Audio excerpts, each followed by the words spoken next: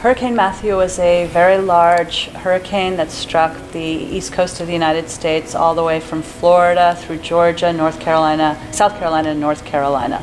We actually arrived in Florence, South Carolina the day after the storm had gone through. So there was no power in most of the town. There were a lot of trees down, a lot of electrical wires down, and a lot of long lines at the gas stations. The kitchen we were at was producing 3,000 lunches and 3,000 dinners at the height of its job that would go out in these emergency response vehicles. There were two things they would do. One is called mobile feeding, where it's almost like the ice cream man. You go through, you honk your horn, and people come to your ERV and you feed however many meals they need. There's also fixed site feeding, where you go, you open the window, and then you serve anyone who comes to the window. Of course, everything that we gave out is free of charge. This will be 15 for me, deployments, and I sincerely mean that this was probably the greatest group of people to work with. Wherever you needed them, they were there. If they saw a task that needed to be completed, they would do it. My role in the Conway kitchen was kitchen supervisor and ERV coordinator.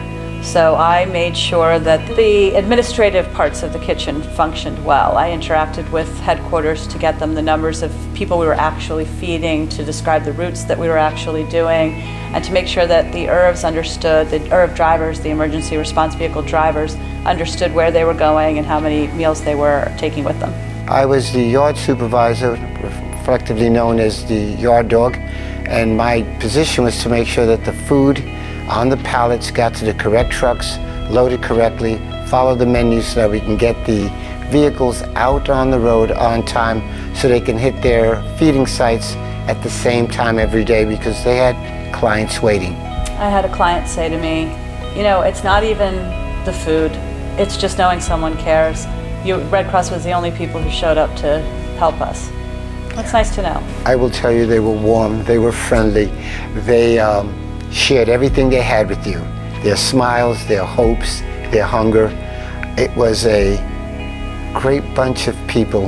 Unfortunately, disasters tend to bring the best out of people at times.